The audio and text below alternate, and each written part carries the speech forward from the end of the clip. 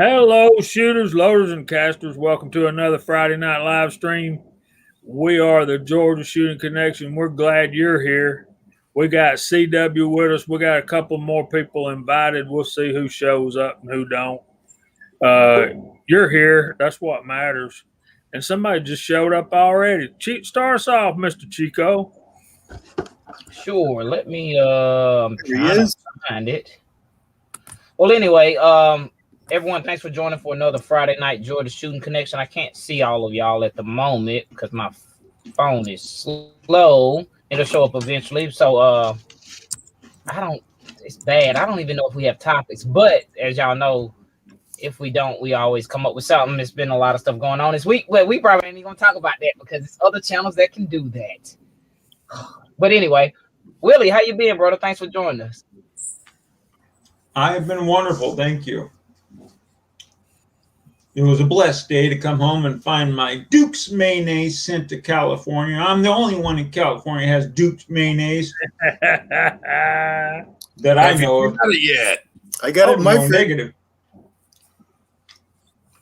Negative. It's in the refrigerator cooling down right now.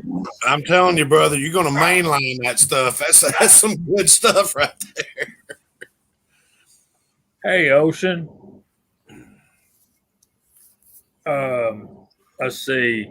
Hello. CW, have you had a good week, brother? Yeah, same as the last one. They're all good. Yeah, they're all good. I got a new mold, so I'm happy. Yeah, I wished I had a new mold. I've been on vacation this week, so I'm pretty sorry. So, it's the reason we don't have a topic or a full panel because I've been on vacation and I've been pretty sorry and glad everybody's here. So, what's going on, Kyle? I'm glad to be here. I'm glad everybody else is here. I was within probably 20 minutes of not being able to be here tonight. We were throwing around the idea of taking a little vacation, and we ended up not doing it. But I'm here. I've got some mail call stuff I want to show off here in a little bit after we get good and into it. I was going to make a video, but I couldn't find a proper enough place to do it, so I figured I'd just do it on tonight's live chat.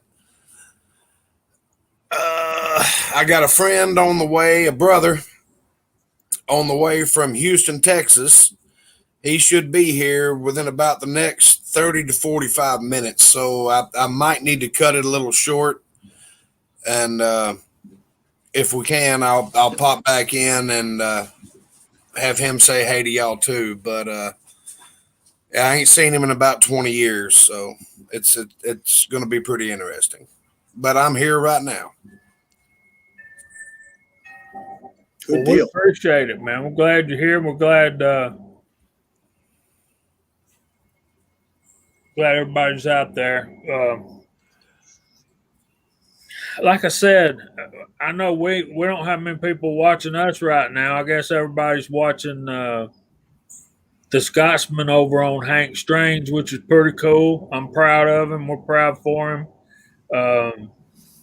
Then earlier I was over on High Boy was having a live stream about 44 Cowboy Special and a little bit about casting. But one of the things I wanted to get y'all's opinion about is, CW had he sent me, I'm assuming you put a video out today about that. I guess I got a picture. I didn't get a notification, but I'll be sure to hunt that up. Andy was over there. Hey, Andy, what's up, buddy? But, yeah, they were talking a little bit about casting, but what I want to,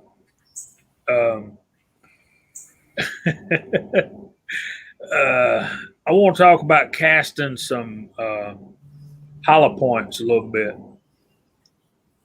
So, one thing I'm proud of is the folks in our side chat do not ask personal questions. Never fails.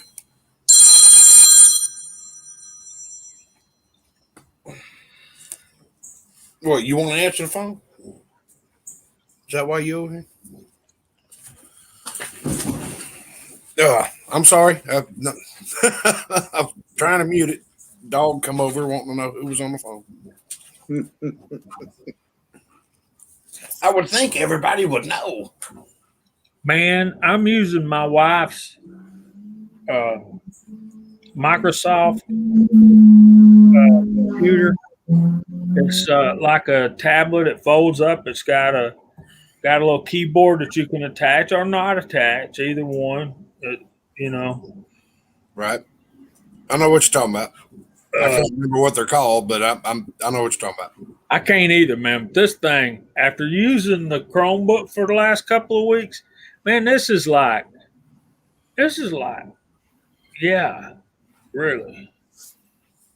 It seems like it flashes. It gets bright and dim and bright and dim. Yeah. It's doing that. It's trying to sense the light in here, I think. I don't know. There's MCK, G. Pishner. Curtis is out there.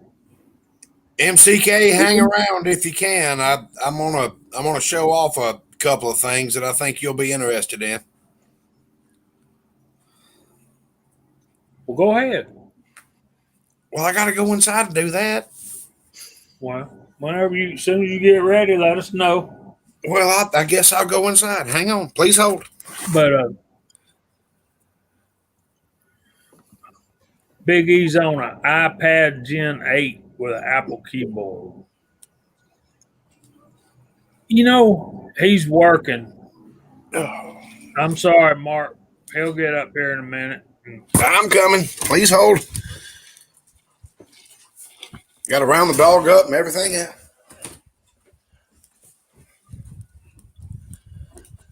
Do. Oh crap! I didn't mute it. My bad. Is that video you're talking about you put on Facebook, Chico? I think it is. It probably when I was talking about the AR pistols. No, the one I saw was about a brace on a knife. Oh yeah. So it was like 3 different videos. It's on Instagram, but normally when I upload to Instagram, I can also hit a button to make it upload to Facebook too. So because some people who use Facebook may not necessarily use Instagram, and I basically cover 2 platforms, so to speak. Some of them cross over, like, you know, for instance, I know Scotsman is on Facebook and Instagram.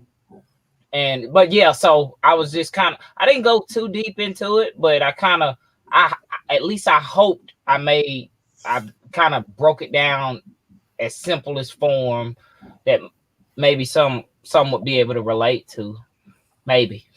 I don't always do well.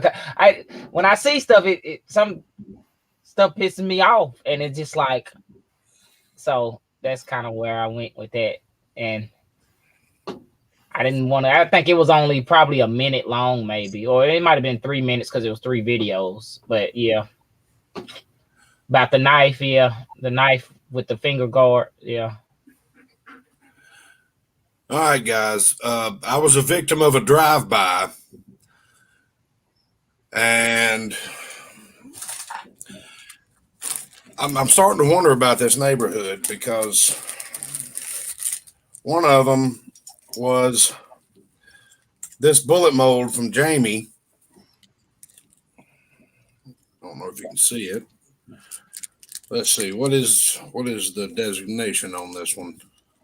It's a Lyman, so I'm not really okay. It's a 358-477. It makes a beautiful bullet, which is what I was lubricizing the other day. So that's part of the drive-by. Okay, I know.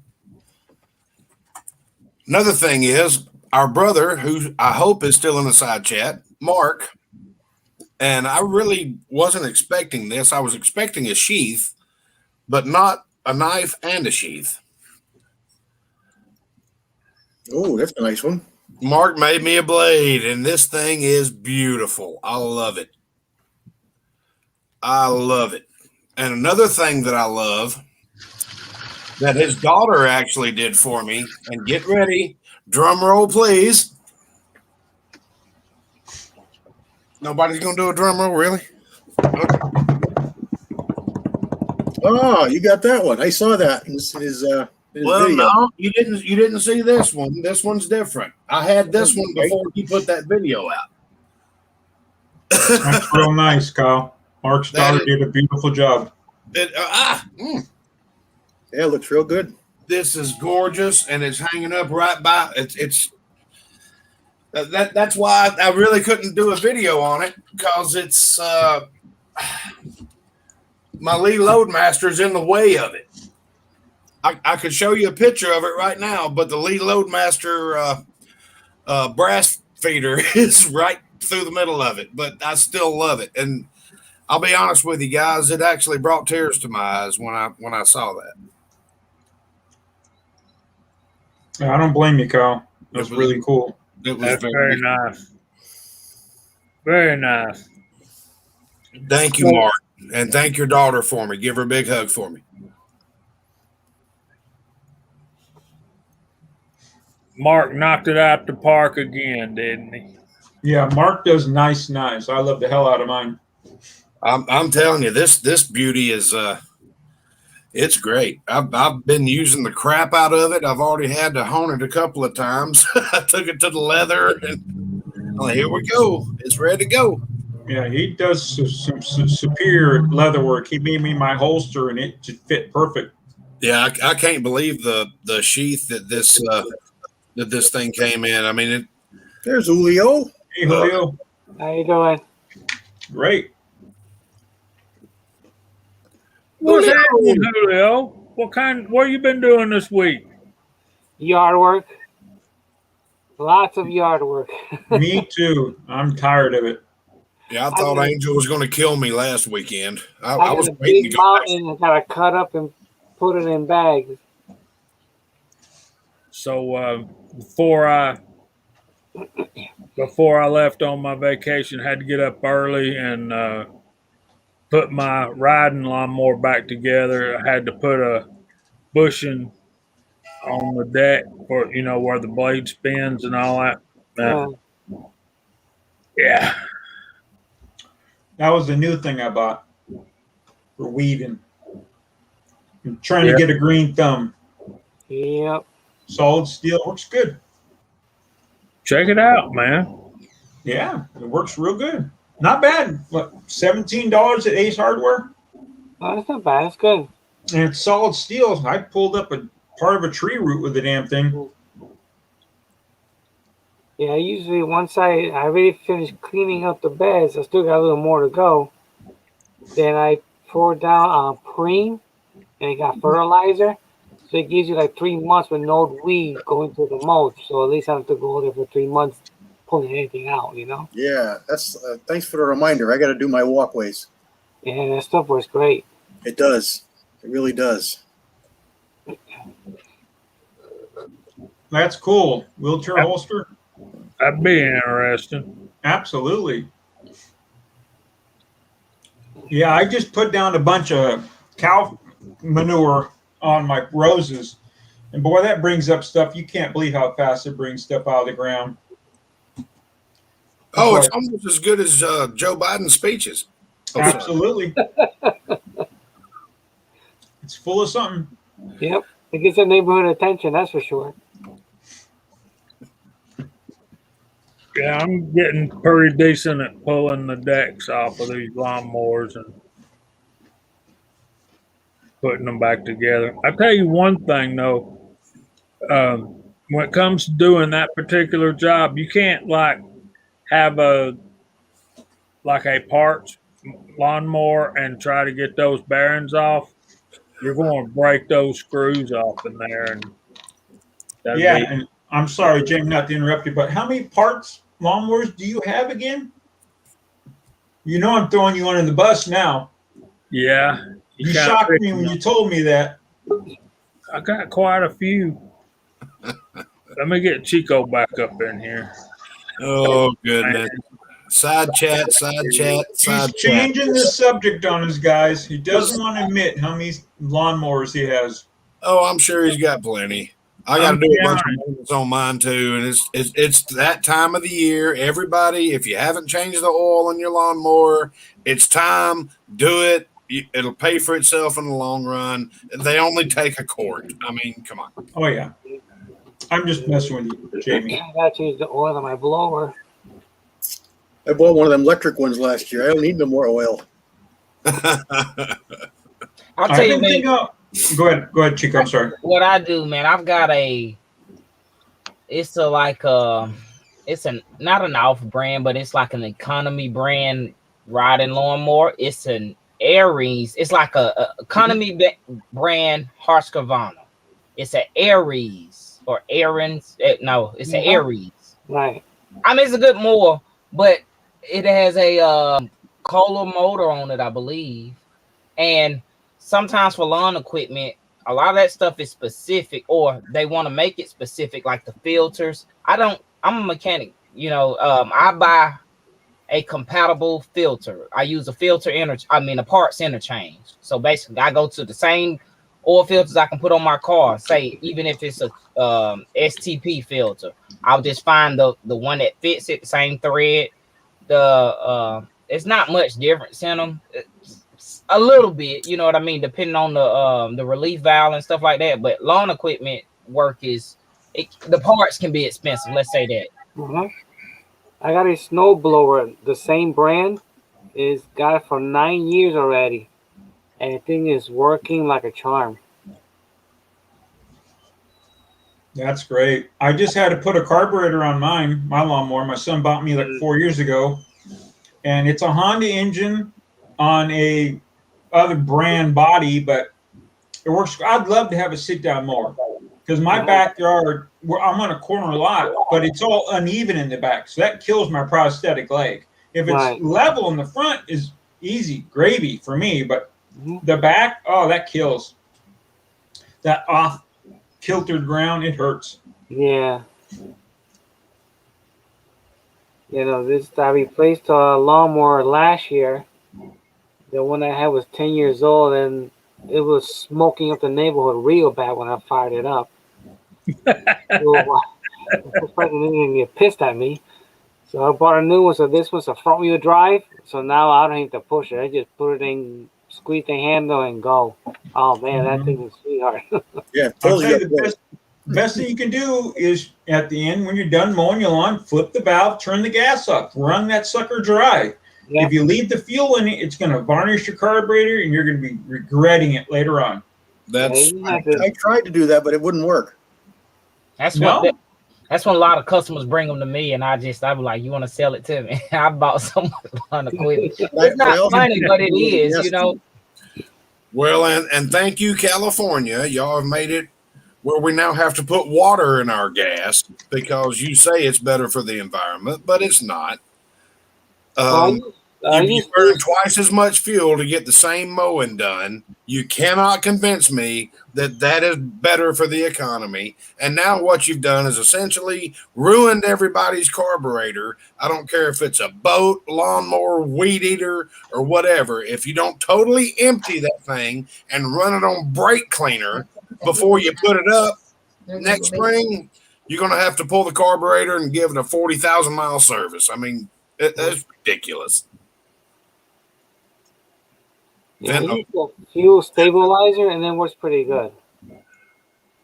But I shouldn't have to buy an additive to put in the gasoline that's got 47 additives in it already. They should be able to make gas that'll last more than 3 months. Right. No, CW, you were saying something, you couldn't get your lawnmower to shut off? No, I couldn't shut the gas off, but I couldn't find out where the gas went in it either. Oh. It's electric. Gotcha. Didn't you just say? You smart ass. I saw an electric lawnmower yesterday when I went to Home Depot. That thing was $500, and it runs on two 20-volt batteries. They're trying to force us to go to electric here now. That's what they're trying to force us. I'm going to rebuild a 1972 Snapper Comet, and I'm going to fog the neighborhood up. before I go to that. A $500 electric lawnmower. No. That's what they're trying to do, force us to get the electric. And I'm actually going to put an electric IV blowers. drip full of 90 weight gear oil right down the carburetor so it even makes more smoke. Go right ahead, my friend. Yeah, well, you know what? I'll tell y'all that hopefully I don't cut out again, but the EPA's been not wanting people to touch a lot of emissions related engines and stuff like that for the longest. If you look on your lawn, if you got a lawnmower, no, not lawnmower, if you got a weed eater and a blower and just say a chainsaw, if you look at the adjusting screws, unless you probably have an older one, the adjusting screws are they're kind of specific, right? So back in the day, long time ago, the adjusting screws used to be Phillips heads, and now they've changed them to you have to have the special key or a screwdriver to but got that special tip on it. Right. It's one of them that looks like a Pac-Man, and it's one of them that looks like it's spline, and one of them that looks oval. So I have those tools because I buy a lot of stuff off the marketplace, and I make sure I go out of like my area. I go to I'll search in an area that's more wealthy than mine for lawn equipment, if that makes sense. And I mean, for 20 and 30 bucks, I've been getting brand new stuff that just the carburetors are gummed up or the idle is off and people don't know how to adjust it. And exactly. And the reason it's off is because the carburetor's gummed up. Most of them now have the automatic idle, the automatic throttle and all that crap. It starts bogging down. It puts gas in there. So, and a lot of people don't know the fuel is different in the winter versus the summer. It's a summer blend and a winter blend. So if you're using a winter blend in a summer, and you're never gonna know, you just need to know how to adjust it. But I do it by ear, especially even with my personal weed eater. I'll adjust the high idle and the low idle, and but it's always like I don't want to say a money grab, but it kind of is, because people who can't get those running, what do? They go out and buy a brand new weed eater or a brand new blower. And I'm sorry about my phone, guys. But it's really like what it really is to keep the EPA emissions down. That's all it is, really. Well, I don't live in a county that has emissions, so therefore, you want to keep giving me crap gas? I'm going to put an IV drip of 90 weight right down the throat of that carburetor. It also saves on, mosquito repellent. Come on, that was a joke. Nobody? I thought that was what the cigar was for. Yeah, Daniel, I wish I had the rocks where I didn't have to mow the damn grass. Trust me.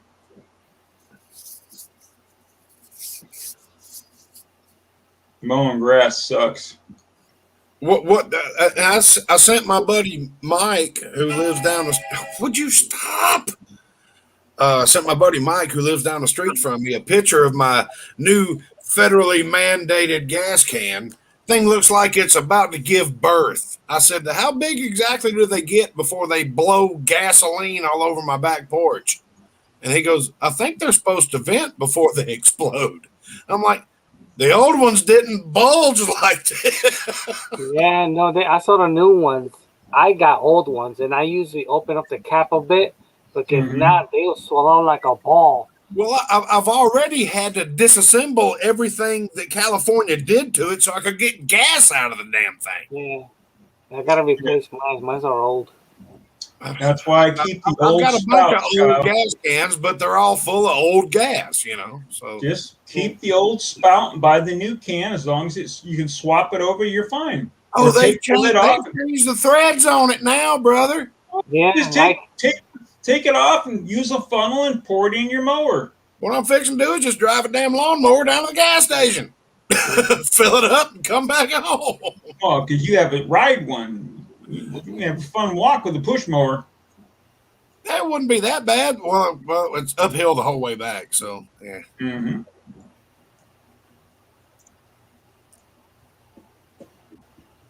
Yeah, right. Oh, sure. Right. That ain't gonna happen. Dang, squatches Trust me. right on it. Old JCM must have it a little bit better than the rest of us in the planet. I've said that.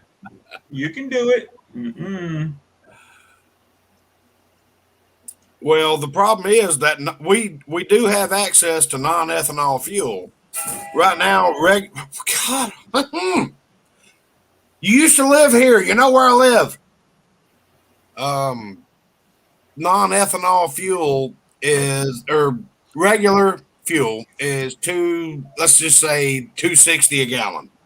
Non-ethanol fuel would be 289 a gallon, and that's away from the lake. If it's at the lake, it's 315.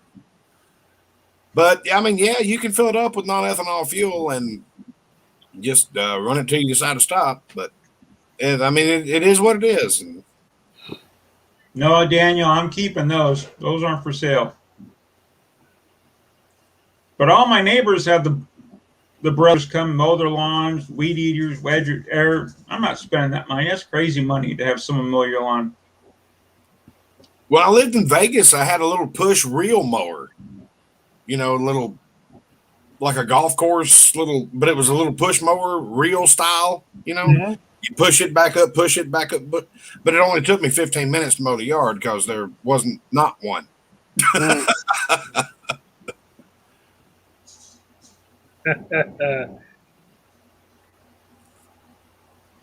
Yeah, they do that here too, Kenny. Oh yeah. Yeah, there is a fuel now that on these pre-mixes, you can buy it pre-mixed already in the can. Was it True Fuel or something like that? Something like that. And I think Paul's talking about Steel has some out too, already mixed to 40 to 1 or 50 to 1. Yeah, that's what I do. Oh, it has a 2-cycle oil in it already? That's like $6 a gallon, right? No, it's like $20 a quart. Okay, so it went up. But it's got everything you need in there. It's got the stabilizer and all that. Yeah, but And, why are we making it so complicated? I know. Take the crap that everybody's building new products and manufacturing new products to prevent. Why don't you just take the crap that causes it out of the gas and charge us 87 cents a gallon again? Why can't we go back early 70s or mid 70s with regular gasoline with leaded in it? Well, no, because that will drive all of the emissions apparatuses on anything that you're dealing Not with. my lawnmower, it won't. Ain't no oxygen sensor on this baby. Right. You know it. But in the car world, it would drive everything. I know what it do to the car world. I'm just playing around.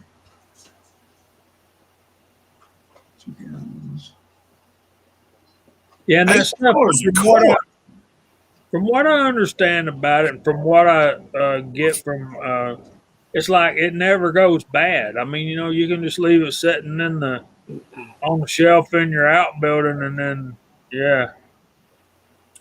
Eagle eye, no. You need to remove that comment. True Blue is deaf. No. Do not put deaf in your gasoline. True Blue is good stuff. Or are we talking about different stuff? I don't know. Only True Blue I know goes bang. Good stuff. Okay. Never mind. Our diesel exhaust fluid is the name brand is True Blue.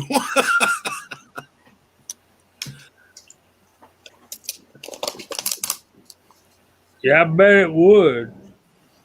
Yeah, I bet that would. Yeah, really. There's 10 Man. What's up, Mr. Man of 10? Yeah, how you doing too, man? Hang on, let me get the oil can. There you go. Yeah, stay bill works good, but then again, why do we have to put additives into the gas that now has additives that make us have to add additives to it? That's why. I mean, Exactly why. I'm just Somebody not else can make money. right. I mean, somebody's brother-in-law is in the bottle making business, so they can put an additive in there. I got it. There you go, a little red dot. Mm-hmm.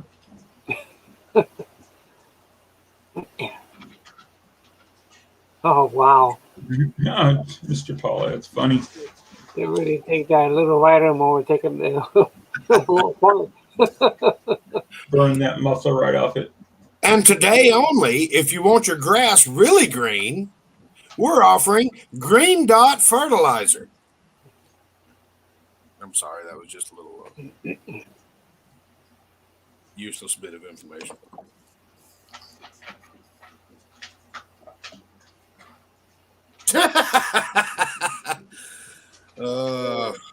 Mm. Clutch, not lunch. Good luck, man. Yep, have fun. What kind of bike is this, man? Sounds like a Harley.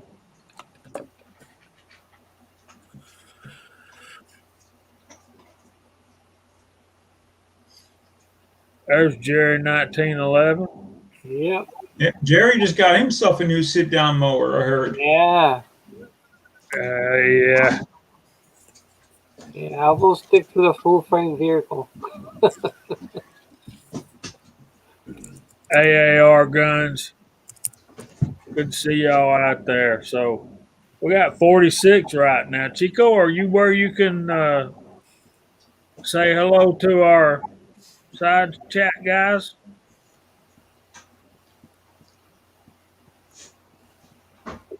Did y'all see that blink? No. Probably my computer, man. No, Yeah, I saw it on the screen there. yeah. I just saw it just now kind of dimmed. It came back up. Yeah. Yep, here it is. Yep. Hey, CW, I mixed some of the powder coat you gave me. Now I have flesh color bullets. There you go. 100, I put them on my fingers. I'm like, they match the same color. I'm like, yeah, I can't wait to shoot somebody with a flesh color bullet. I was going to say, is that some kind of FBI camouflage or I'm something? telling you, super stealth. Got the white with your brown. Yeah. Yeah. A little bit of the red, a little of the white, a little of the brown. Y'all give me a minute and we'll get back to that. I'm going to run down the side chat. We got Sergeant Devil Dog, Idaho Rogers, USMC Eagle Eye Shooting, Echo and the Bunny Man, Walter Davis, Fuzz T4 Gate, Sergeant Devil Dog again, James Pollard, Idaho Rogers, USMC Paul Loud, Chico Wise, James of Eskage, Squatch Reloading, Broke If you don't Loader, hear from me tomorrow. Big E's out there. Walter Davis again. Uncle John, what's going on, brother? Walter Davis again. Kyre, just some guy. What's up? Seafoam, Smoke Signals. Andy 79Z28. William C. Chafin. Six Shooter Texan. Walter Davis. Tree Demon 133. Welcome in the house, brother.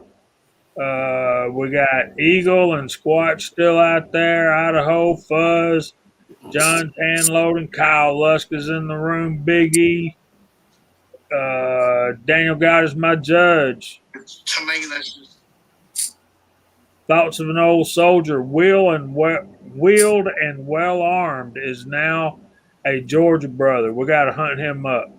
Six Shooter Texan, what's happening, brother? JCM 45, Chico Wise, Daniel, Walter, Andy, Big E, Paul Loud, Six Shooter Texan. 10 Man made it in this evening. Glad to see you out there, brother. Let me know when you're going to have a Friday night off sometimes, man. We'd love to have you on the panel with us. John's Hand Loading. AR Gun 1776. Lakeview Outdoors, James Pollard again, 10 man. James of Eskage, Jerry 1911, welcome in, brother. I love that new Harley. Sergeant Devil Dog, Ocean 374, Georgia Boy 44. What's up, Pastor? Thank you for coming. Okay. JC All right. 45, and Chico is still working on technical issues. So I know, I'm just telling you, Pollard, I realize I don't do that as well as Chico does. But yeah, part of me thinks y'all just want Chico to do it. So now is his microphone giving him grief now. So all right, he'll be back, I hope. So Pastor, I don't know if you've done this or not, but we want to talk a little bit about casting hollow points. Thanks, Paul.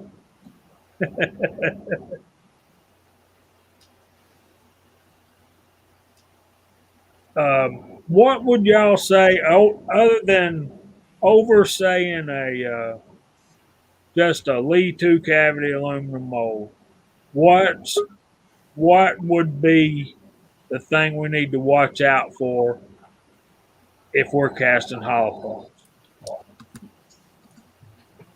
I never tested hollow points. I mean, if I try, it'll be a disaster. I've read the pin should be warmed up, hotter, I guess, but it won't get stuck in there. I don't know. In my experience with hollow points, and the only hollow point mold that I have is for it's a Keith style 44 Magnum. In my experience with it, you can't be in a hurry. You have to get the mold hot, but then you have to let everything cool off before you dump the bullets out of the mold. If you're in too big a hurry, your tips will break off, and you'll just have some very ugly bullets that the only thing you can do is just put them right back in the pot. I mean, you'll have half of the top of the bullet gone or something like that. And actually, I put a video out about it a couple of years ago, maybe. Yeah, a couple of years ago. And Loads of Bacon said, look, get the mold really hot and then fill it and then go grill a hamburger. He was literally about that specific with it. He goes, you have to let it cool down a lot more. That'll release it from the pin. That'll release it from the mold. And then you get to start over again. He's like, in his experience, you could get like 4 or 5 casts in before everything got too hot. He goes, that's why I started running 2 different molds. So you'd sit that one over here on a hot plate just to keep it warm, but not hot. And then you'd cast out of this mold, and then you'd come back over here, and you're ready to go again. And I found that worked really good. But if you try to do it at normal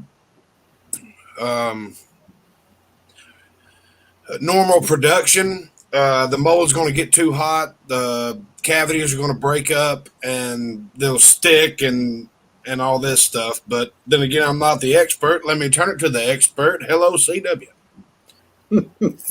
Well, I'm no expert, but I do have some experience. And the one thing, like Julio said, you need your pins hot.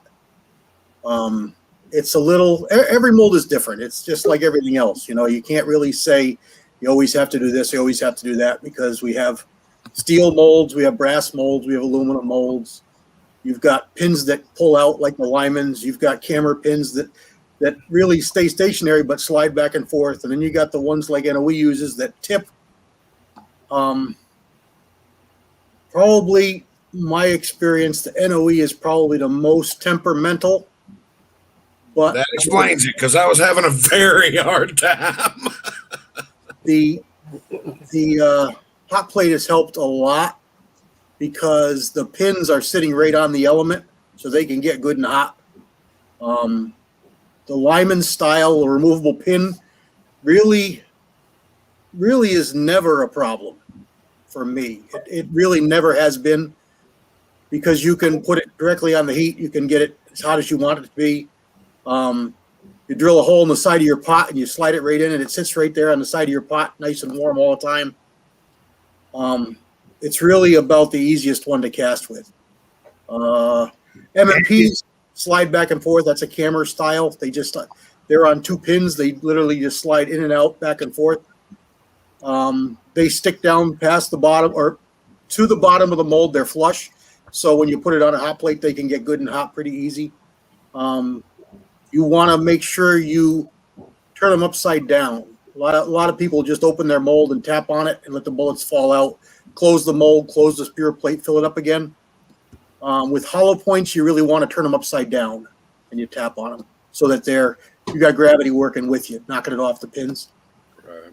Oh crap, guys! I gotta go. I will be back. Dan's here. All right. I will see y'all here in just a minute. We'll see you when you come back. Maybe more than a minute, because we got a little stuff to do. But is it mandatory to smoke your mold? I have never had to, but yes, it can help for sure. Bye, Kyle. For sure, it can help. I have never had to. Yes, I've never smoked them. I did when I first started, and I gave up on it. I just can't stand smoking a mold. I've got 2 custom hollow point molds, and I've done a few videos on both of them. One's a 44, and one is a 38 special. And they spin. There's a pin that slides back and forth, and it spins. So you could turn it one way and get a solid bullet, turn it the other way and get a hollow point. So you can't take it out of the mold. It's hard to get it hot because you've got the mold touching it, and it doesn't extend out the bottom unless you're doing a solid bullet.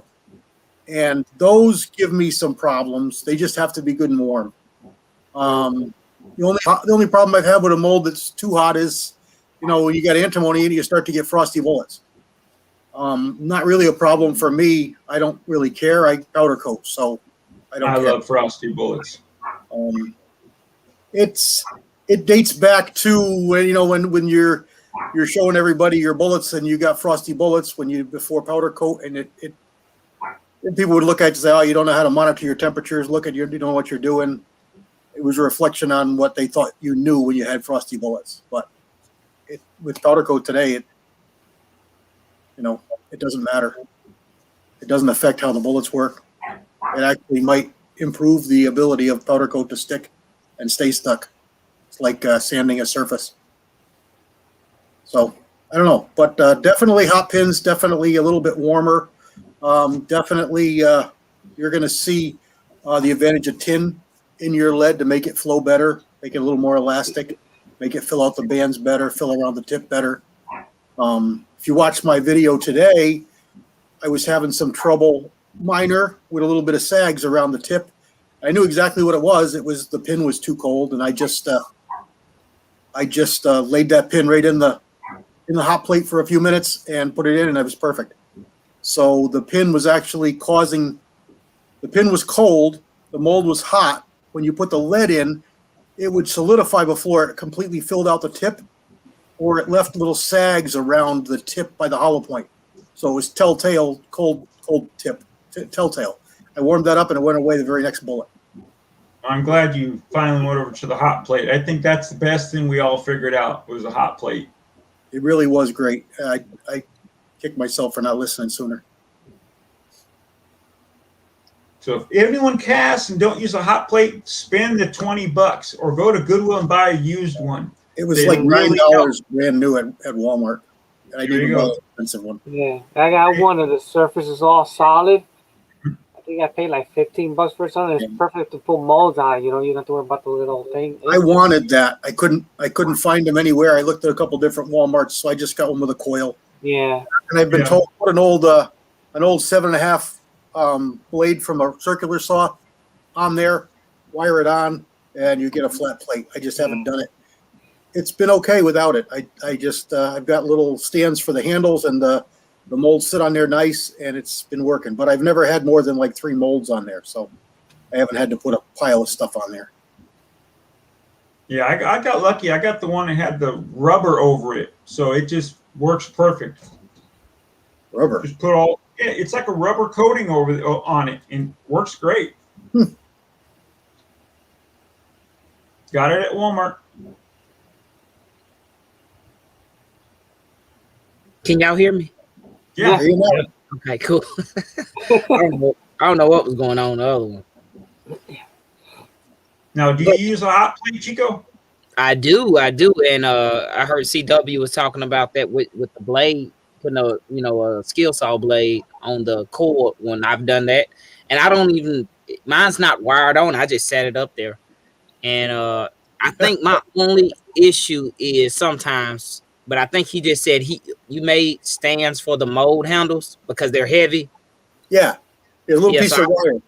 Yeah, I put some up under there. It might be whatever's close or I block of bent a wood. hanger, and I should show it in one of the videos. I saw somebody else did it. I picked it up. I bent a coat hanger and stuck it under the bricks, so it comes out. The bricks hold it. It comes out, up, and across, and it's perfect height. It's only a piece of wire, so it's not really in the way of anything. And you put the mold in there, and the handle sets on it, and it's all the way across the whole front. It's perfect. For me, it works perfect. So, but that would, and I think I was thinking of something like that.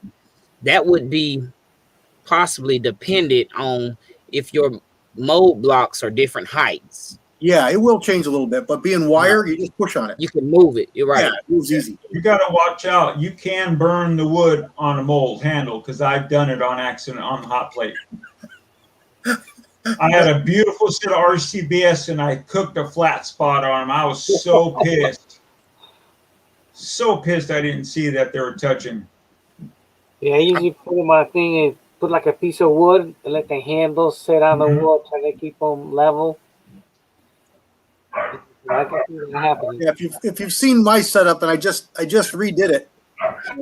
People talk about making a little garage. They use a big coffee can, cut holes in it, slots in it.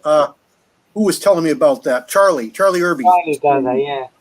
And I was thinking of doing it, but I got to looking at my setup, and being a welder, I got all kinds of metal. So I took and I bought like 8 or 10 paver bricks, and I stacked them up, and I got a good height. And I took a big, thick piece of aluminum diamond plates I had, and diamond plate is great because you can cut it with a carbide blade with a circular saw for wood. You just cut right through it. So I cut a little plate, and being a 1/4 inch thick, I can stack like 50 pounds between those blocks, and it doesn't even flex.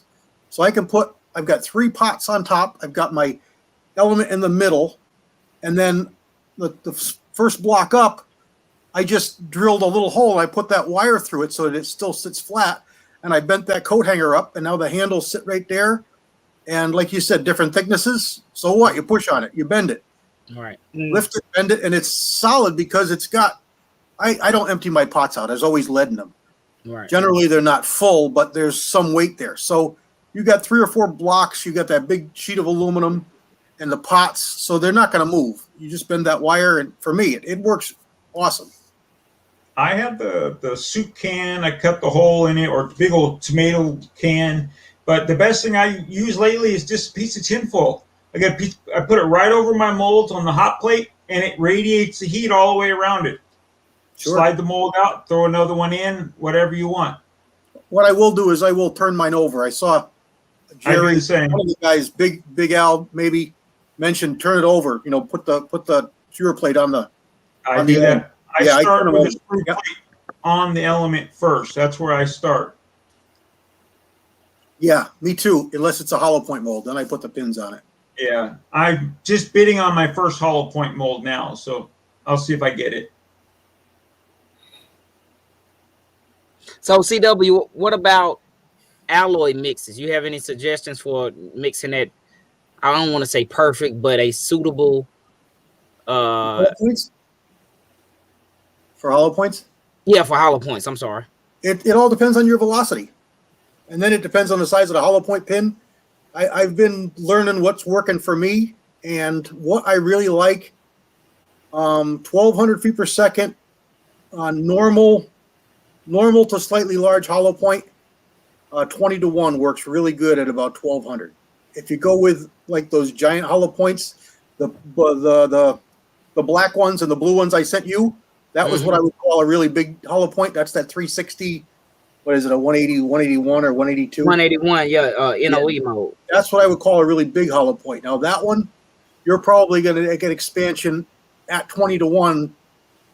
Good expansion. Down to the bottom of the hollow point, probably closer to 1100, 1050. Yeah. Smaller hollow points, you're going to get more. You're going to be up near 1500. Gotcha. And then you can adjust it from there. You can go 10-1, and that'll shift you up another 100 or so, 150 feet per second. Or it'll allow a bigger hollow point to operate at a higher velocity, or a smaller hollow point to operate at a higher velocity. Yeah, man, those are some nice bullets you sent me, man. I if y'all don't know, I put a mail call. Oops, wrong camera. I put a mail call video out today. CW sent me some nice projectiles, and let's see if we can get that in the camera. So, what he's talking about, if y'all don't know, when he says the big hollow point versus the small one. Let's see. Can you see the difference? Yeah. Oh, yeah. Yeah.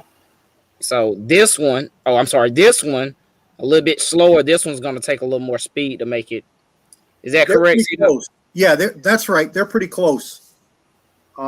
If you look at the hollow point in the 311 284, the 30 caliber. Yes, that's a small one. That's what I would call a small hollow point.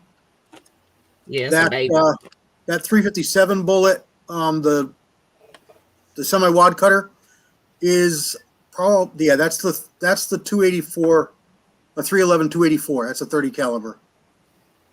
That's what I would call a smaller hollow point. Now that bullet, I believe that's wheel weights. Yeah, so that's what it says. You can shoot that in your 308. You can shoot that. You're probably not going to get. You'll get expansion out of the 308, but you may not get good expansion in the 300 black one. It will definitely expand, but it won't be like down to the bottom of the hollow point expansion. Gotcha. At least it has never for me. Like my buddy, I just sent him some. He likes to play at subsonic. Everything he plays with subsonic, doesn't matter the caliber. And we really, really like this M&P 220 hollow point bullet. And he shoots it at 1,000, 1,050, 1,100, 1,150, 1,200, and he's really got it tailored so that it works beautiful. So he asked me if I could make them a little bit softer because he wanted to make up something for his son to shoot a deer this coming up. So I cast him the same bullet in 30-1, and he got a wild hair last weekend, and he loaded it in his 358 Winchester at 2,300 feet per second. Cool. And I told him, I said, it's not going to be any good. You're going to lose the nose. It's going to lose a lot of weight. Well, shows what I know. That bullet expanded perfectly, beautifully. It lost about 20 grains of weight, and it expanded down past the hollow point base. Wow. And talking to Charlie, he said that that's he likes 30-1 too, Charlie Irby, and it's the tin that's in there. It really helps that bullet be very malleable. Right. Even though it was at twice the velocity I would have thought was maximum, it performed beautifully. Now that's a small hollow point. That's this bullet right here. If you want to blow me up, that's this bullet right here. That's a small hollow point, 35 caliber, 220 grain MP bullet. Very similar to the RCBS or the Lee 200. It is gas check, but I powder coated the gas check on this one. But that's a small hollow point, but it's pretty deep. It's probably 1/8 of an inch or 3/16 of an inch deep. It goes down about halfway down that nose. And let's see if I can show you a picture. So I'm, and I know you said it. So I'm guessing the smaller hollow point, because of the opening, it takes more force to get that thing to start pushing back, so to speak, in in like a, I don't want to say a dummy terms, but in like layman terms. Yep. Yeah. All So right. like smaller the point or hole rather. Here is. It's going to be too bright. Here is that bullet. You can see the bullet there, but you can't really make out the hollow point. It's down here at the bottom, right down there. Yeah, I see the mushroom. Let's see. Sometimes if you push it closer, there's a better picture. there it goes. There you go. Now it's washing out the gas check. The gas check is still there. The gas check stayed on. Wow. There's the bullet. Same bullet I just showed you, just different color powder coat. Wow. But it expanded right down to the base. And that is, and I got that picture too. That is, there's what it come out for weight. 147, so 150 grains. So it lost. This one lost more. I misspoke. This one lost more than I thought, but it still kept a good amount. And here's the diameter that it expanded to. That is 60. If I get you to focus there on that side, I can't, but I'll read it to you. Oh, here we go. I can do that. It's 6. And then on the gauge, so it's 636 and a half, 636 and a half, 63 caliber. Yeah, That's pretty damn impressive. Yeah, that is. So it expanded to twice its normal. Yeah, that's right up your 35 rem alley there, Jamie. Yeah, and I've got a notification on M&P for that 180 grain. 200, I think you got in there because I got it too. The 220 is in stock right now. I'm tempted on grabbing it. There's a 220. They got about 15 of them in stock, 4 cavity. I think it's brass. It's 100 and a quarter. Well, if I'm gonna spend that kind of money, I want the one I want. I don't want to. Gotcha. Yep, understood. That 200 grain. Yeah. So basically, Kenny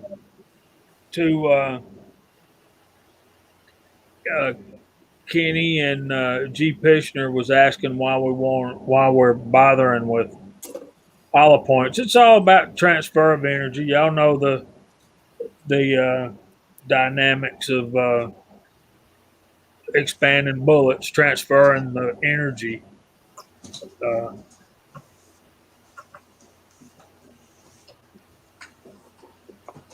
Yeah, you can get regular solid bullets to expand for sure, no doubt.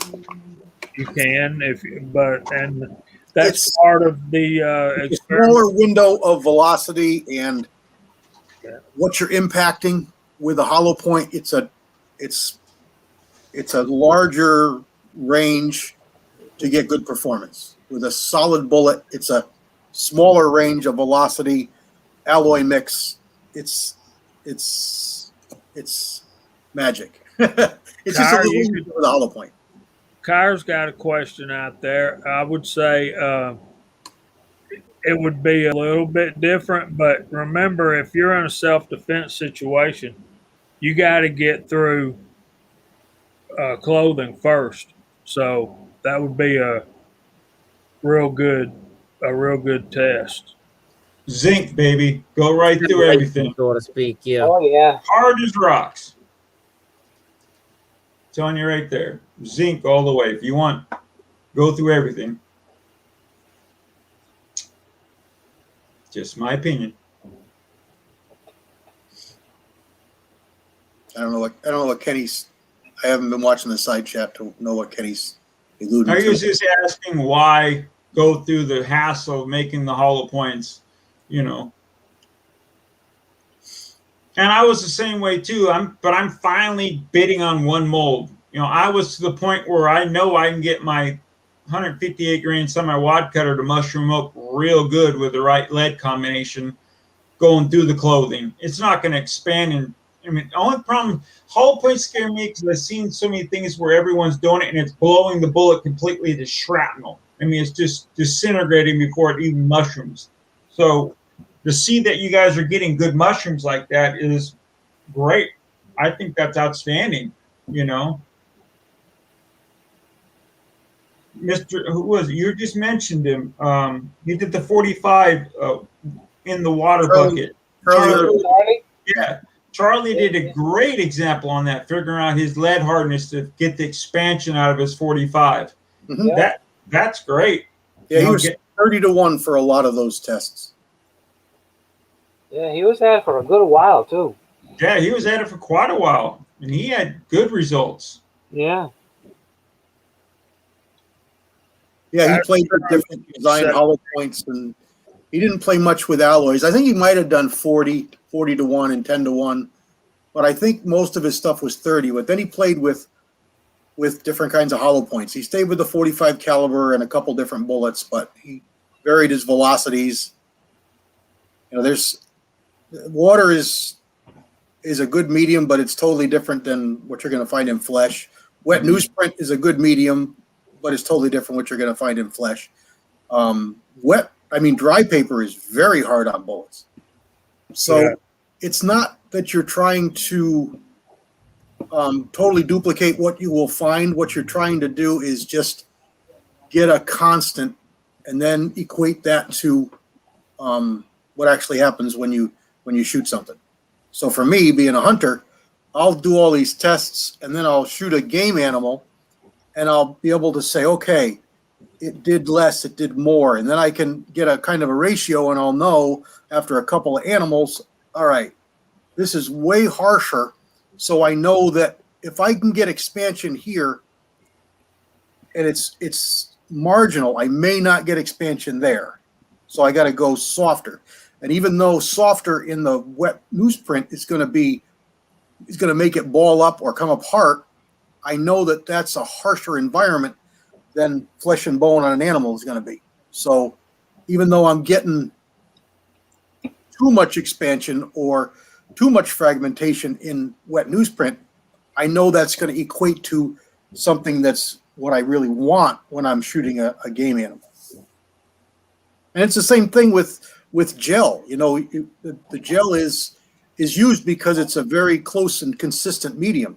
But the clear gel is different than the FBI gel. And they have to be calibrated. And if you think about it, the numbers that they're talking about, 16 to 18 inches the FBI wants. And, well, if you look at the front of the average human, they ain't 12, 16 inches deep.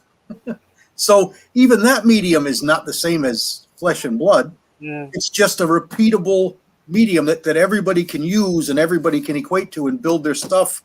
If it does it to that dimension in that medium, it's going to work well on a person. It's not going to be exactly the same, but it's going to be consistent and it's going to work well on flesh and blood. Yeah, I would kind of agree. We're just trying to, for example, I shot a deer with some of my cast bullets. It went clean through one and into the next one. And that next one sort of snuck in there behind me as I was taking aim. I didn't see her back there, or I never would have took that shot. Yeah. But the fact still remains that it did not mushroom. It went all the way through one and through the second one. Mm-hmm. So I had two dead deer, basically. And had to track the first one about 30 yards, and the second one was dead right there. Well, Kenny said, I like to see Preacher do that. Try that 9mm with the BB, that zinc bullet, to see if it expanded. Zinc being as hard as it is, it's brittle. So yeah, that's what I was thinking too. But it might, though. We never know until we try it. It's going to depend on the size of the hollow point and the velocity that you get it to, and what you really hit. So let's say talking a deer, and let's say we're talking, weights are going to be totally different because zinc to lead. But let's just say it's a good sized hollow point for the diameter of the bullet. So it's a good sized 9mm hollow point going at 9mm velocities. Let's just say 1,200 feet per second. If it was a really thin walled or a really large hollow point, the possibility is going to be there for breaking off, fragmenting, and on bone, probably definitely fragmenting. Smaller hollow point, strong possibility of nothing happening, just acting just like a solid, unless you hit big bone. And then I don't think you're going to see expansion like you're used to seeing. I think you're going to see just chips and pieces Shrapnel. broken off the bullet. Shrapnel. Yeah, because I always wanted to hit a hog on the shoulder blades on both sides, doing a side shot with a zinc bullet, because it'll just destroy the bones. I mean, just it'll drop that hog like that. I've shot right through shoulders, just 45 Colt, 300 grain bullet, right through the shoulders, right through the head, out the other side, hard cast. Not hard cast like the people say. This is like this is going to be just shy of wheel weight, so it's going to be up near 20 BHN, 18 BHN. Pretty hard bullet, but almost no expansion. It might rivet a little bit, just bulge or shorten, just kind of squish down, hold its shape, and plow right through. I think the next ones I take hunting are going to be around 12 to 14. I think those will expand. What's your velocity? 2,000 to 2,150. See, wheel weights are awesome. They really are. They're awesome because they flat work. You can just take straight wheel weights, and it's going to vary from different parts of the country and different places. But generally, a straight wheel weight non-quenched is going to be 12 to 14, 13 BHN ish. If you quench it, it's going to be up near 17, 18 ish. So at 23, 2400, a soft point, no hollow point, you could probably run just wheel weights unquenched, and you're gonna see nice expansion.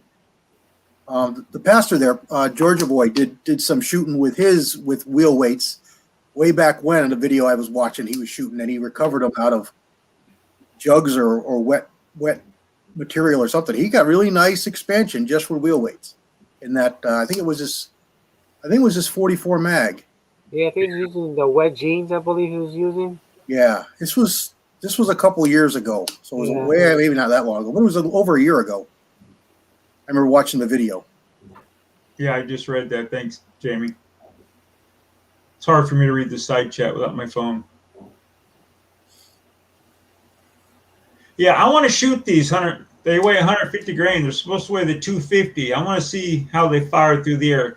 But I've never done any load development on rifle. Pistol, no problem. They shoot great. Zinc pistols shoot just like a lead bullet. But rifle, I've never paid enough time and attention to get a round to shoot good. We're good enough where I'd want to be carrying it, But I wouldn't hit an animal with this besides a hog, A hog, no problem. But a deer, no. Well, that's where the waters really get muddied, especially when you're talking subsonics, because a lot of these, I won't say they don't know, but what they're talking about, they're relying on bullet tumbling to do what expansion normally would do. And partially they're correct. I mean, a bullet expands, it disrupts more tissue, it causes more bleeding, it causes more hemorrhaging, and the animal perishes away faster. A tumbling bullet is going to touch a lot more flesh. It's going to disrupt a lot more things. It's going to cause more bleeding. Yes, it's going to do the same thing. But it's probably not going to go straight. It's going to go different directions. So you may not hit what you want to hit, or you may make things pretty messy. I can see that. But I don't want an animal to suffer. That's my exactly. thing. Oh, exactly. I'm an ethical hunter. I want an animal to fall down dead right then and there. Even though it's a hog, I'm just curious, what would it do, Mm-hmm. I've shot quite a few of them with a bunch of whole different calibers. I never did it with 9mm, but I've done it with a 357 Magnum a couple times, but a lot more with a couple with a 45 ACP. In zinc? 45 Colt, never zinc. No. Oh, okay. Cast bullets or jacketed. Okay. 45 Colt probably the most. A couple with a bow. But mostly 45 Colt. And that's a big chunk of lead going out of that one. Mm-hmm.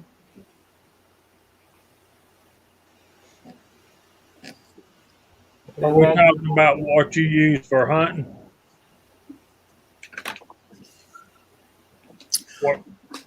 What caliber? What bullet? What? I'm just asking what y'all are talking about. I've been trying to catch up on them. Oh, we were just talking about pigs and some of the calibers I've used on them in bullets. Willie said he wanted to see what would shoot right through the shoulders, and I said I've done it with a 45 Colt with 300 grain bullets.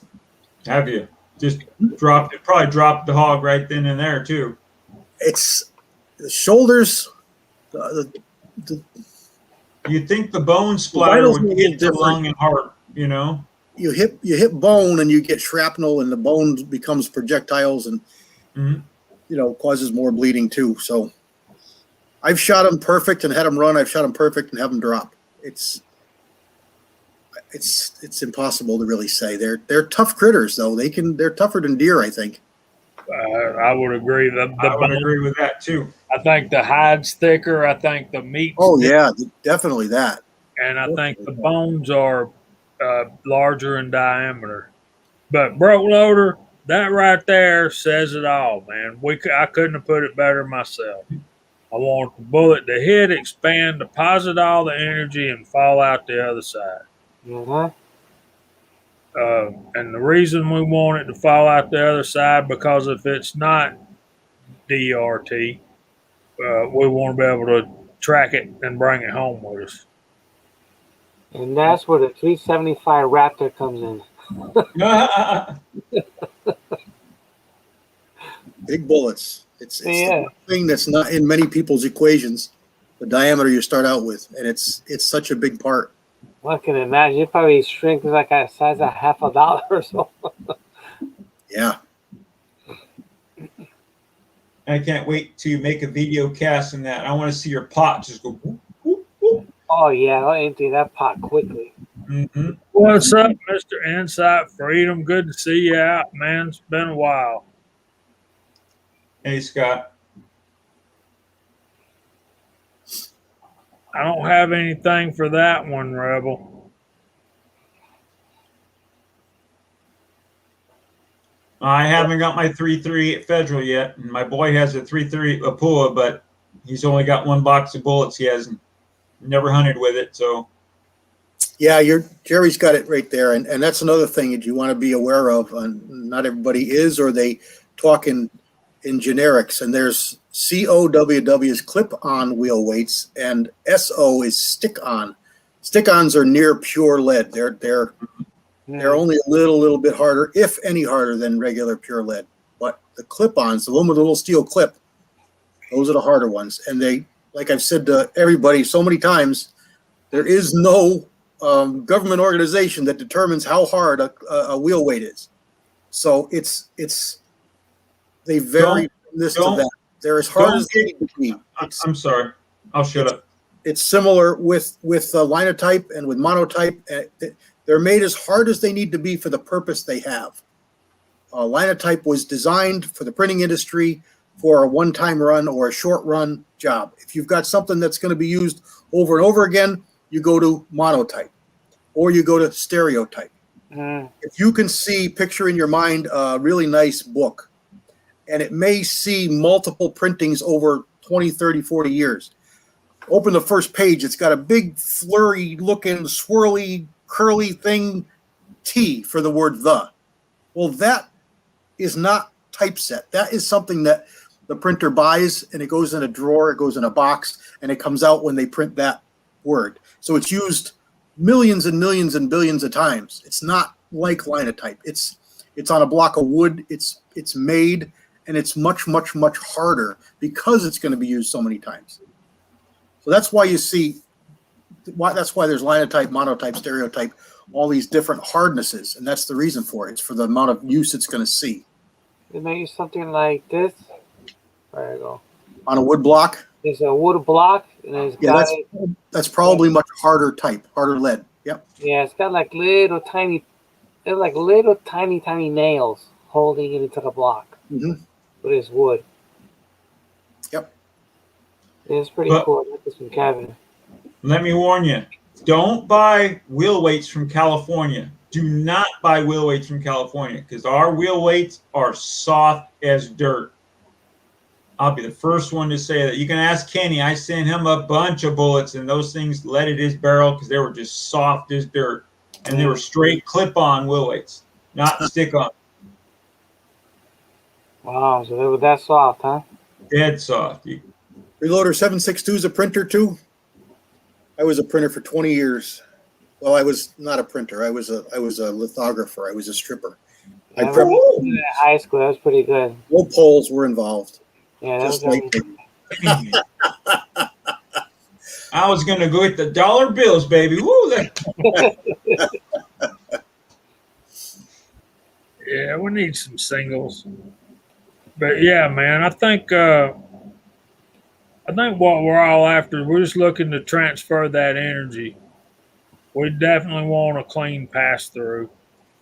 yeah, I've had that conversation many times too. It's I think there's definitely energy transfer, and there's definitely shocks, hydraulic, hydrostatic, but they happen at different velocities. Most of the handgun stuff, you're not going fast enough to get any of that. And what that is that is when the bullet enters. You see the sonic wave. You see some of the pictures of supersonic bullets.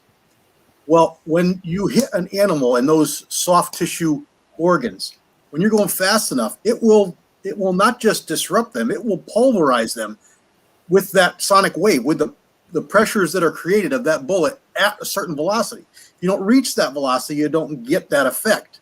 You just get what the bullet hits, what the bullet does.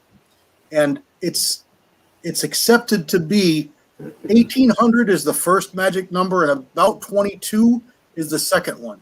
Anything above 22, you're literally pulverizing organs, soft tissue organs, when that bullet goes in the critter. That's when you see that the lungs just pulped. That's that kind of velocity. If you don't reach that kind of velocity, you're going to do that on a much lower scale, if at all, when you get below 1800, let's say. So a lot of the handgun stuff never reaches that. That's part of the reason why handguns just aren't as effective as rifles are, as higher velocity stuff is. Some of the pistol stuff, once you get up in that velocity, like 44 mag can do, 41, the maximum, the Legend gets there. It's not a handgun round, but that's getting up there to that velocity where you're actually pulverizing tissues with the bullet entering the body. Hey, the Scotsman's done over there. Hey, Scotsman. Yeah, now I haven't hunted for over 20 plus years now, so I want to go on a hog hunt. I just want to, it'd be fun to get back in the woods. But over here, you got to pay a landowner. It's expensive here. You got to know the right guy to get on land to hunt for hogs. The land I can go to, it's all ground squirrels and coyotes, That's They're fun too. Oh, yeah, absolutely. I love seeing them fly in the air and hear that thwack, that 55 grain bullet hit them and spin them everywhere.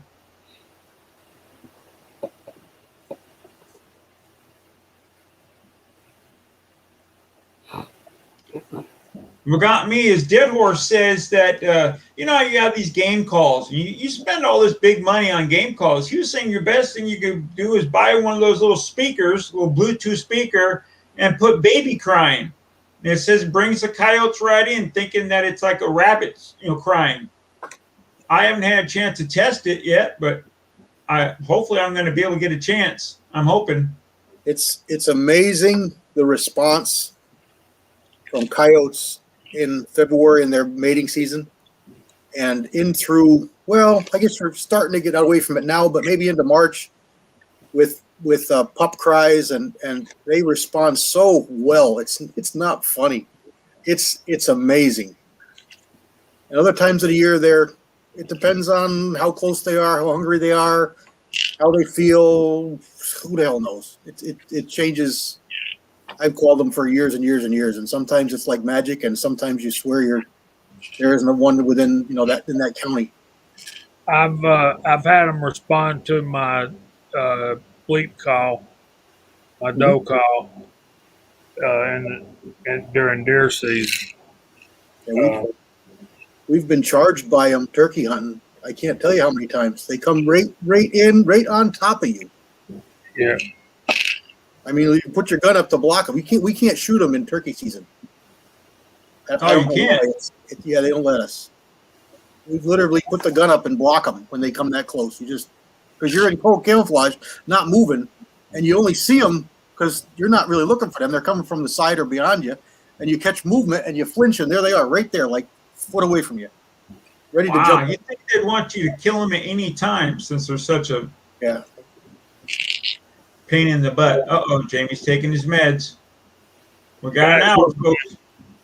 Got an hour. Yeah, I took mine 8 o'clock. You can ask Dead Horse and Echo the Bunny Man. I have fallen asleep on them so many times on a Hangouts. Those poor guys. Yeah, we can shoot them up until the turkey season, but year round, no, not at nighttime we can't. But no season, no limit. We can't hunt Sundays here. Yeah, Kenny, he was just saying baby crying brought him in real good. So I'm sure it would. That's why I want to try. I don't see why it wouldn't. I really want to give that a try because the land I used to hunt on, it's really open, and I could put myself up in a good spot and just see if I can pull one in. But it's where I can put myself up against. There ain't no way they're going to be coming above me. You can download sounds on your phone off the internet for nothing, for free. Oh yeah, you're good. I bet they would, Idaho. Now, one of the things I've been learning is coyotes are kind of a hybrid. I don't think I think they're a mix between wolves and feral domestic dogs, but I'm not sure. There's been a lot. I've read a lot. I've watched a lot on it, and I don't really know. We've got. I just don't like seeing one suffer. I've seen guys will shoot one and hit it in the hind end and watch it suffering out there, and I shoot it again. They're like, "Why are you wasting bullets?" I'm like, "I'm not letting anything suffer," you know. I'm not that way. I can't let an animal suffer. No, it's gonna feel pain just like we do, you know.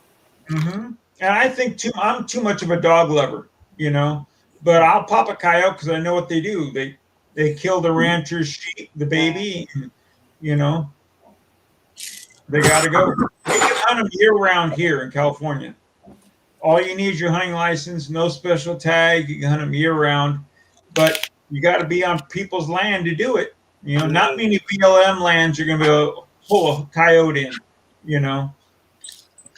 And I can just imagine having one come in and you shoot the damn thing, and some lady sees you shooting a coyote, and next thing you know, the sheriffs are being called. And even though it'd be legal, but I can see it being ugly. And we got big dogs. I have seen with my own eyes one that pushed 80 pounds, 78 pounds. Wow. State scales. That was over in New London, Julio. Wow, that's big. Yeah, it was big. I've shot them past 60 pounds. I got one right here across from me, 61 pounds, full body mount. Yeah, no, they're lucky to get 50 pounds max. I mean, that's a well-fed dog here. Like the landowner, you will see him trapped in the snares, and I'll walk up and put a 22 in their head. You know, they're like, "Why?" I'm like, "I'm not going to let it suffer and just chew its paw off, or whatever."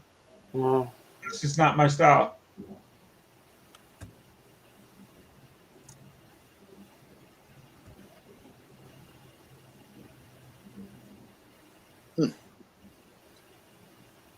That's pretty cool, Bacon.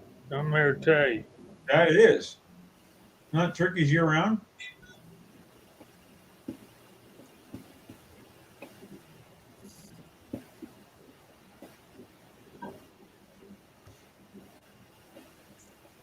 Well, Jerry, when I get to Utah, you can take me where to go hunt coyote. I'll be ready to go once I get my Utah hunting license.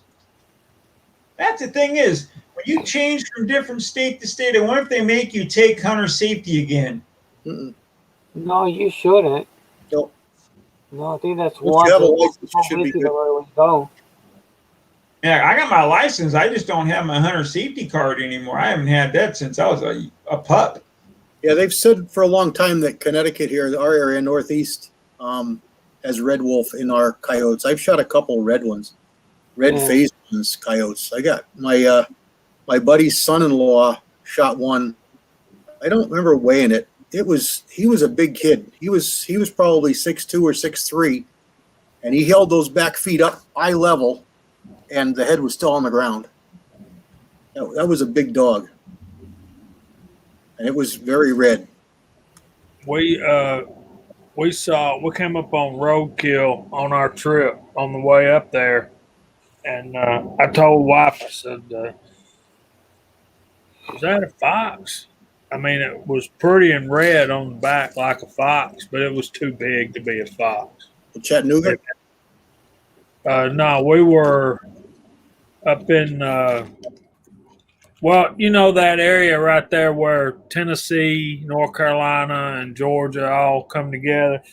We was up in that neighborhood. We was actually in McKaysville, Georgia, Copper Hill, Tennessee. Okay. Oh, that's cool, Jerry. No license to hunt coyote.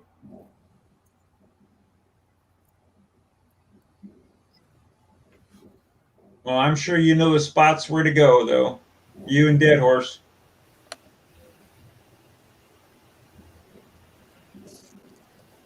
I mean, Yeah. I've shot them in 17 HMR all the way up to .6. You know, just get them on the run and watch them rolling the ball done. And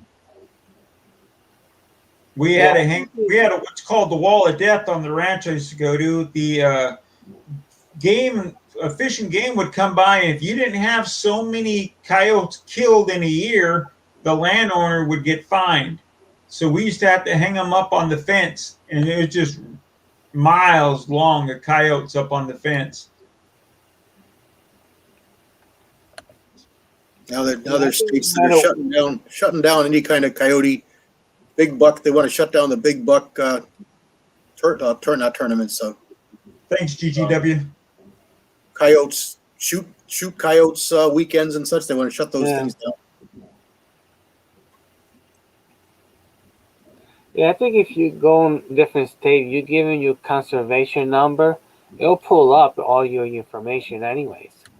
Because they have your hunter certificate on file anyway, so. Good to know. Because I know when I took mine, I had to present that as a certificate, and they have it. Okay. Yeah, I did it with my son. I did it before my son, and I did it with my son also, just to show him, my oldest son, look, you know, I want you to see that I'm going through it with you again. And right. And that was a day I didn't want to get back in my life, but oh well. I got my oldest son his hunting license. My youngest son never wanted to do it, so I got pictures of him shooting squirrels and coyotes when he was younger, you know, or shooting at a coyote, but he didn't need a hunting license at his age.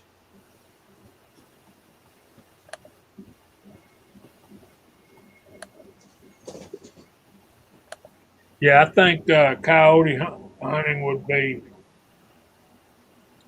I'm a hunting freak anyway, but I think that coyote hunting would be especially entertaining where I hunt, because they can I can have some 300 and 400 yard shots. You get your 6.5 out there, you can take it easy. That's what I'm thinking. I haven't gone much this year because of my knee, but past years, boy, we hunt year round for coyotes. Year round. It's really warm weather. We only hit a couple spots, and it changes a lot in the hot weather. But yeah, we year round. Yeah, you could do hogs too, but getting outside down here in the summertime is rough. And I don't know if Chico can hear us or if he's still awake over there, but Yeah, I can hear y'all. Can y'all hear me? we Yeah. can hear you. Okay, Uh, that's good. It seemed like when I cut my camera on, this stuff goes, so I left it off this time. well, I know Chico and I are fairly close together. I know CW and Ocean. Y'all at least live in the same state, right? Yes. Yeah. And then Willie's in California, but after, well, I'd say starting now, this time of the year through, let's say, September, let's say the middle of October, if you go out and stay outside in the woods for an extended period of time, you are going to be in bad trouble. You're When gonna you need a go, blood change. Mosquitoes are gonna eat you up. the chiggers, ticks, mosquitoes, yeah. You agree or disagree, Chico? Yeah, the mosquitoes are rough down here as it starts warming up. So yeah, they're pretty bad. The mosquitoes. Oh, I remember. I was there. I think it's Ooh, got. Are you talking about when you were down at Fort? Is it Fort Benning? Or, Fort Benning, yes, sir. yeah. See, I People, think over the years the mosquitoes done got worse. I don't know if. I'm kid you not. You could feel the breeze go by you when they went by you. Yeah, they go by you. Holy shit, that thing had a 3-inch wingspan. You feel it land on you. Okay, it's gonna be taking blood from you now, and you feel faint. Oh, Yeah, mosquitoes are pretty rough down here, man. I was down in Florida. The biggest bug I ever saw was one of them palmettos. And he was going across a parking lot, and it was this scratching noise. And I guess they got a shell or some kind of a casing or something on them. I'd never really looked at one close. But he was dragging this casing across the parking lot, and it was making such a noise, you'd never guess it was a bug. Very big thing. yeah, I hate mosquitoes. Nonsense. We put the bug juice on, and that just seems like it brought him in even more. Oh, Yeah, that don't work. They should at least ask before they bite you, but they don't. exactly.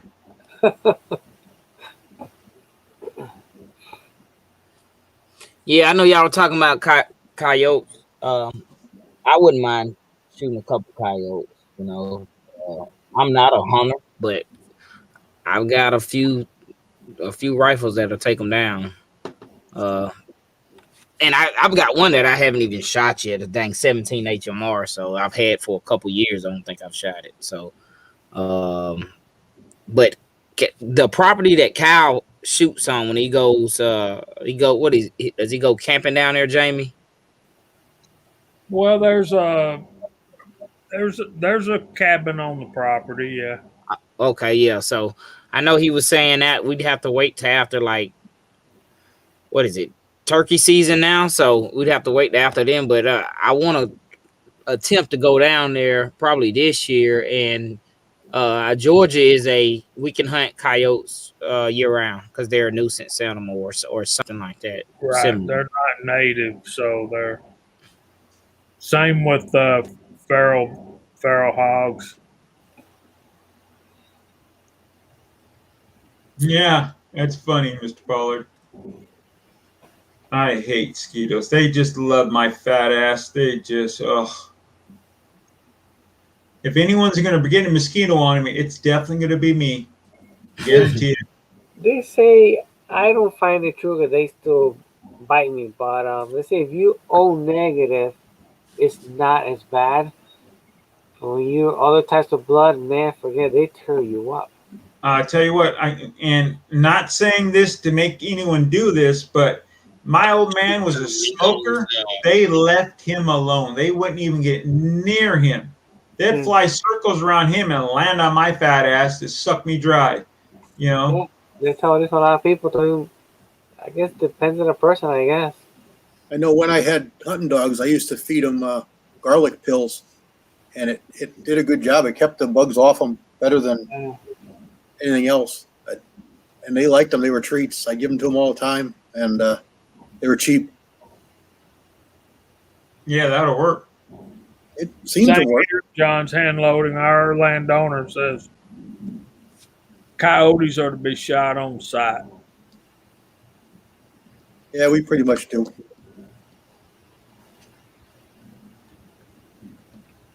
Yeah, Kenny, you might have been getting the love bugs or no-see-ums when I was down there in South Georgia. I say, I've seen some mosquitoes that you got to hold on to your kids. They'll take your kids away. Yeah. Some of those suckers are huge. Huge. And when I say love bugs, I don't know if y'all have ever been in South Georgia or South or Northern Florida. But they're actually mating when the wind chill slaps. I mean, you never splatter just one of them. There's always two of them. And Yeah. There's a joke in there somewhere, Jamie, but Yeah, you can turn John this real fast. Those things sucking on you.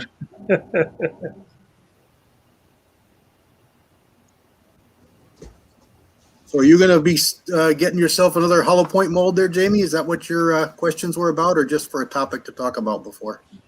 kind of both. I've been intrigued. I really want to do a hollow point mold that I can use in 357 Magnum and the 350 Legend, maybe even 35 Remington.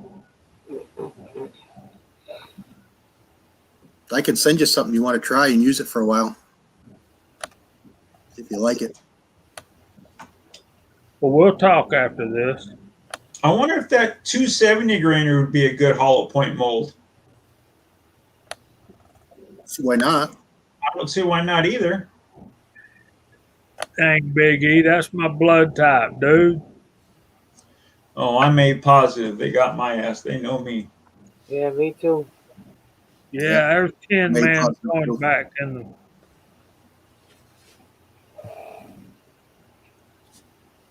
Yeah. There you go, Uncle John.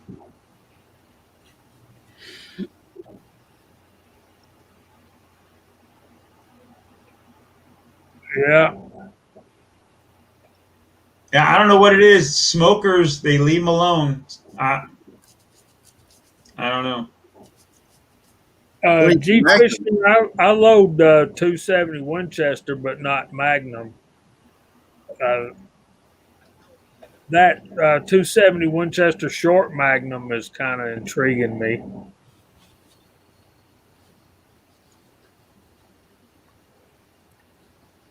John's hand loading there mentioned the 22 Magnum. That's probably one of the calibers I've shot the most coyotes with. Is it? Yep. I can tell you, I've dropped several with the 17 HMR. It worked really good. But it's just like using a 22 Magnum. Shoot them in the head, it worked good, but body shots, they went a long way. So we used to using it. That would But be a fun. Wrong, and they're gonna go a long way. That'd be a fun project, John.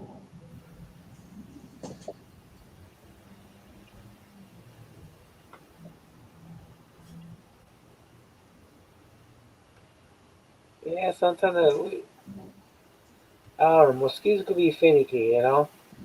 Sometimes you put smoke up and they disappear. Sometimes you put smoke on and they just go dive right in. They don't care.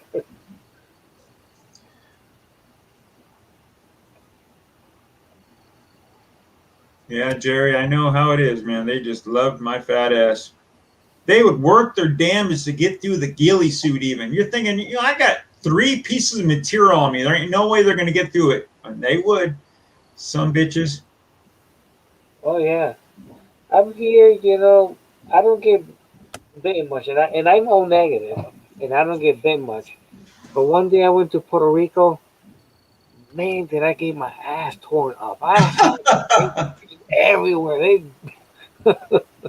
They greeted me very good over there. They said, "Look at that fresh meat."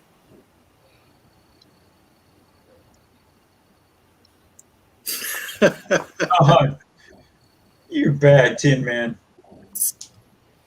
Poor little guy gave you a little hiss, and you had to shoot him. I had one of them in the chicken coop one night.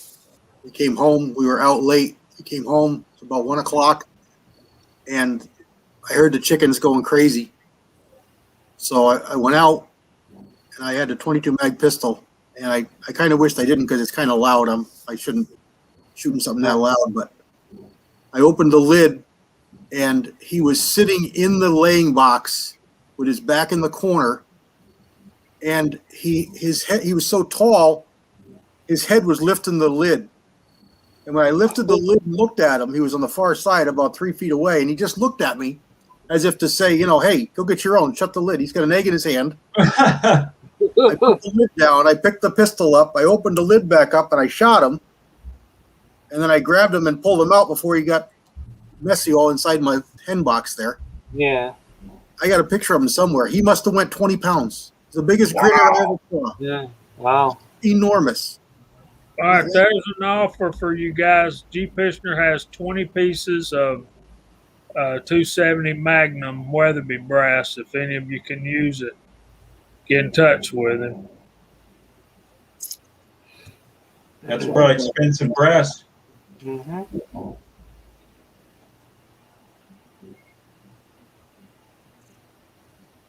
Yeah, that's funny. Get your own. Leave me alone. Yeah, we have. The look I got was just hysterical. And Chico will tell you, man, possums are bad around here too, man. Yeah, they are. They come get in your garbage if you don't haul it to the dump fast enough. Let's see if I can show this one. Let's see. Oh, you guys can't see it. Yeah, I've taken a few out on the road just because I guess they thought they had a spare body at somewhere else or something. I don't know, but you'll be playing chicken in the road with with a 3,000-pound car. I'm not swerving. You getting ran over. That's just how it goes. Oh yeah.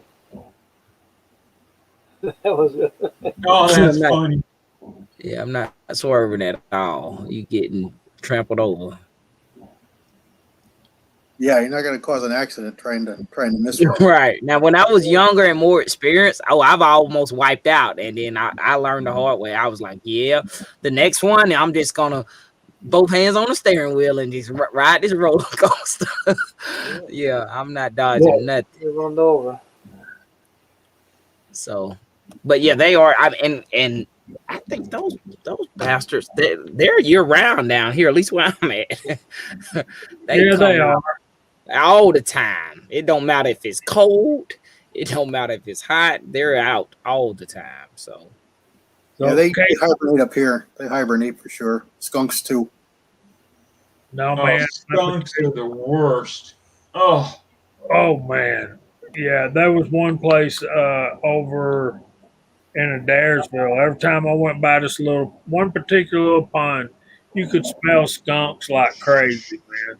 But now what we're getting is not only do we have raccoons and possums to dodge at night on the road, now we have armadillos.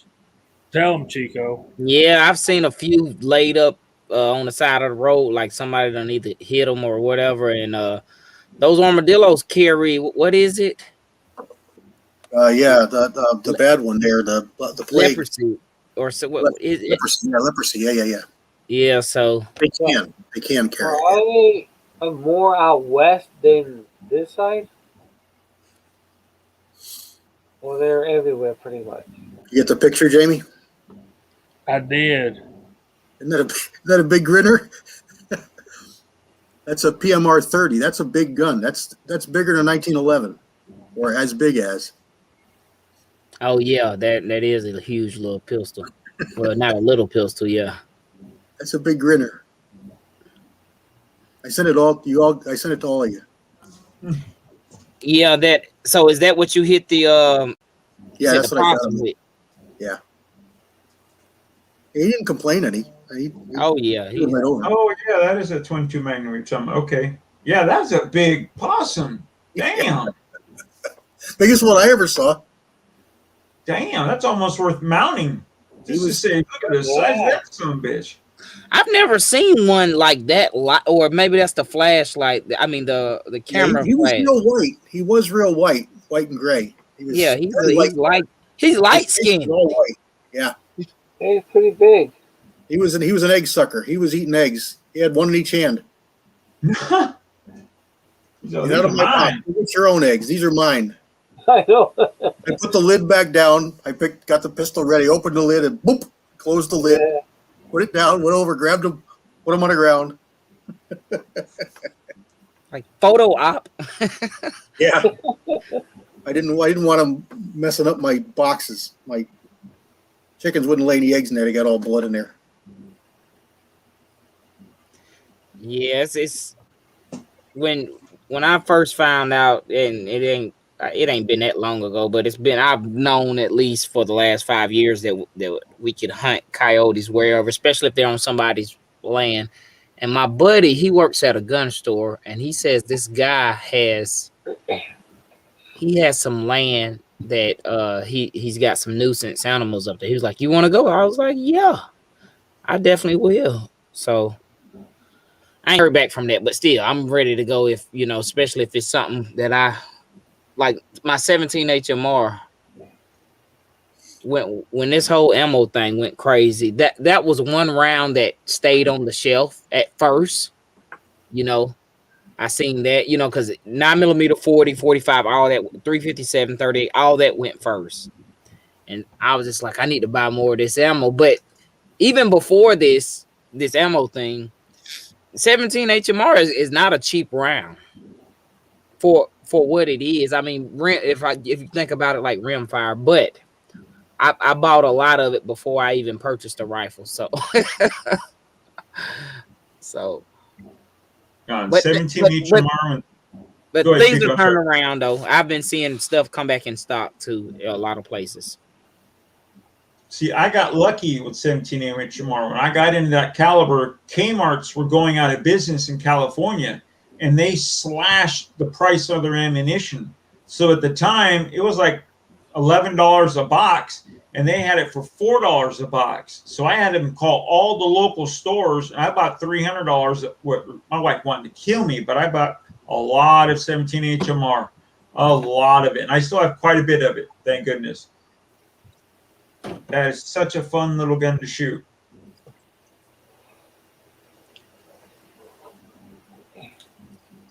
Yeah. I like them. I don't have a 22 Magnum, CW. Sorry. One day I will. Yeah, K24, you just had to be here, man. We're talking about being outside at night and hunting in the summer and coyote hunting and this, that, and the other. You did talk a little bit about hollow points. Yeah, we did talk quite a bit about casting for hollow points. I'm hoping to have my first mold soon, and I can figure out how fun it is to play with them. I'll be talking to CW right away. Did you bid on that one you showed me, the one you sent me the picture of? No, I didn't bet on that one because it didn't have the bottom pin on it, which Right. I'm sure I could find one somewhere, but I didn't bet on that one. I figured you would have wanted it for as cheap as it was. Yeah, I was. It's basically the same as what I got. It's got a gas check. Yes, sir. So there's the MCK's back. Lever guns 50 popped in. Hello there. Broke loader was telling them we're making soup bowls out of the armadillos. Well, dang, Echo.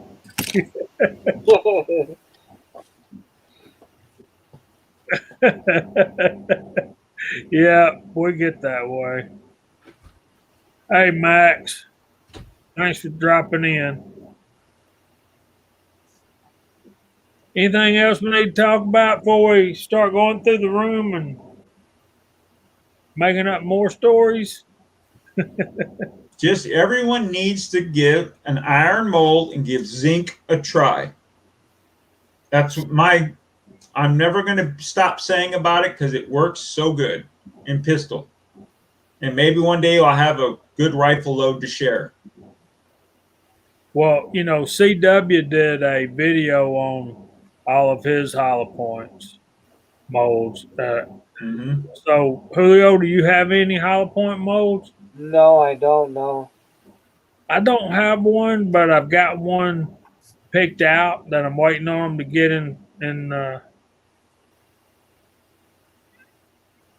in stock so I can buy it. So That's from MP. MP, yeah, MP. Excuse me. I didn't know it was a hollow point you wanted. yeah. CW said it was the 200 grain. I thought it was the 180. I thought you wanted that 200, but maybe you did want the 180 because the 180 would be better in the 327 Magnum. 200 is pretty much strictly a rifle. It's got a real long nose. Yeah. It's just like that 220 I showed you, the blue one, almost identical. Yeah. No, we do a lot of things on this live stream, but letting Willie sing is not one of them. No. Willie don't sing for no one.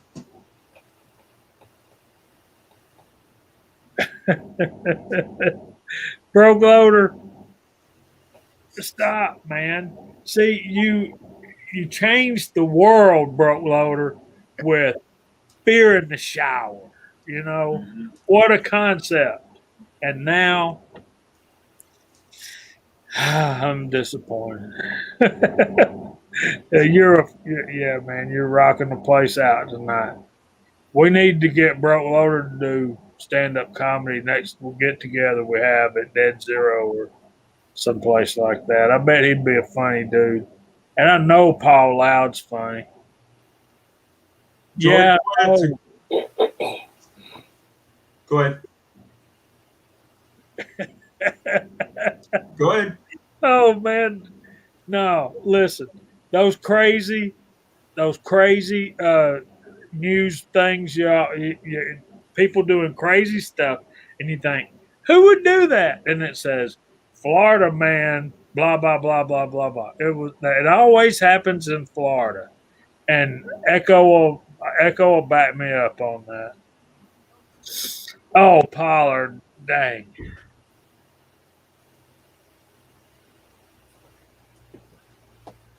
Oh, sorry. I was going to say half the time it's freaking Echo, the one giving the problem in Florida. All right, y'all. There you go.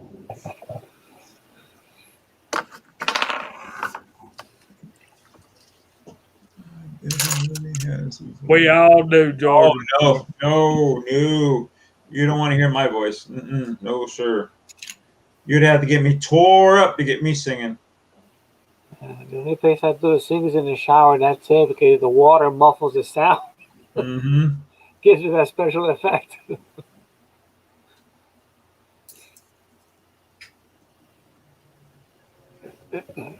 Y'all are on a roll tonight.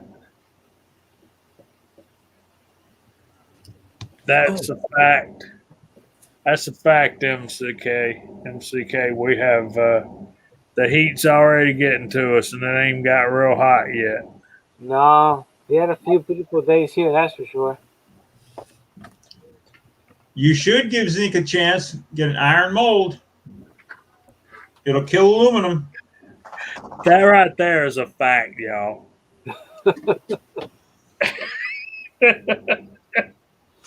That is a fact. You will laugh your bohunk us off. I'm telling you. I don't know about that. Hey man, you were you were taking care of business, man. I saw a little bit of that. I'm gonna go watch all of it here in a little bit. Thanks for doing that, Scotsman. We appreciate you, brother. Yeah, John's reloading. It can work. Yeah. Waterboarding. Singing in the rain. Oh, yeah. No problem. Oh man, we gotta do something about that. I have to play y'all a song going out and get a copyright strike. I know. So let's start going through the room and wrapping this up. Chico, you wanna do your thing, man? Yeah, let me appreciate everyone hanging out with us tonight. It's still 39 of y'all from my telecommunications device, but MCK is on the very bottom, and then Andy 79Z28, John's hand loading and broke loader, and GGW reloading, Big E, the crazy Scotsman, Squatch reloading, Eagle Eye shooting, Jerry 1911, Echo and the Bunny Man, JCM 45, Georgia Boy 44, James Pollard. We got K24, Max Rampley, John's hand loading, Lever Guns 50, hey brother, 67 Rebel SST AMC. There's Idaho Rogers, Kyer just some guy. Who else? Tin Man, hey brother. Big E, G Pensioner, hey brother. Uncle John's always out there lurking. I'm sure Chris 338 is here. He normally is. And Hobbies Hobo. We got James Parlett because he likes his name being called twice. Reloader 762. Who else? Let's see. I'm scrolling. Give me a second. Broke Loader. Fuzz T Fork. There we go. Insight Freedom was out there. Hey, brother, if I missed you earlier. Actually, I missed everybody because my mic was messed up. BPJ. It was more of y'all, but yeah, we appreciate all y'all hanging out with us. Like I said, we didn't have any topics, but we always, I think, what did we start off on?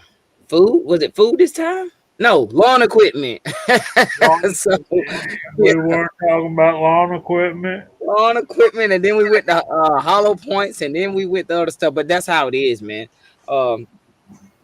As Jamie said before, you know, you guys in the side chat we drive the conversation and stuff like that. It's as most people know, with reloaders, we have other hobbies and stuff that works for us because us being reloaders, we use our hands for other things than shooting guns. So all those topics, whether they be cooking or drinking or smoking meats and all that stuff, it goes hand in hand with reloaders. So I don't have much coming up. I did drop a video early, if you guys aren't aware.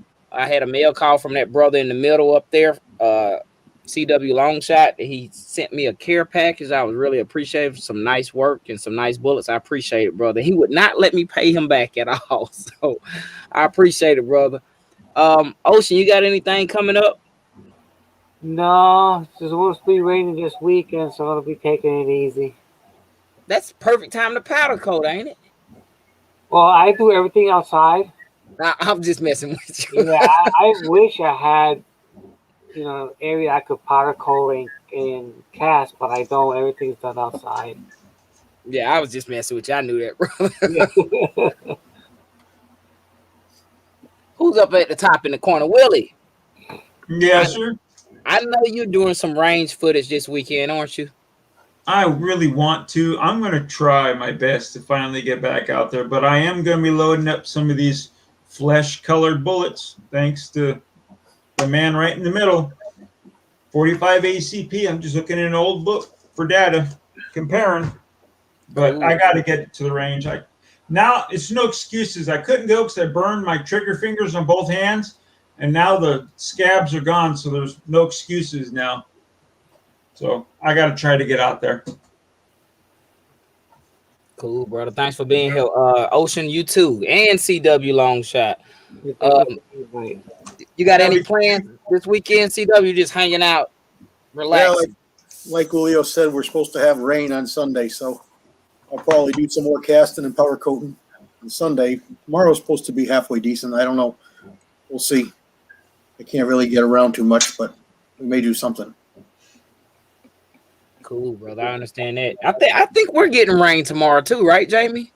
I think so. Yeah. I was kind of wanting to go to the range, but And it was supposed to happen today, but you know that's the weather men and the weather women. That can the only ones that can really lie on their job. Well, not the only ones.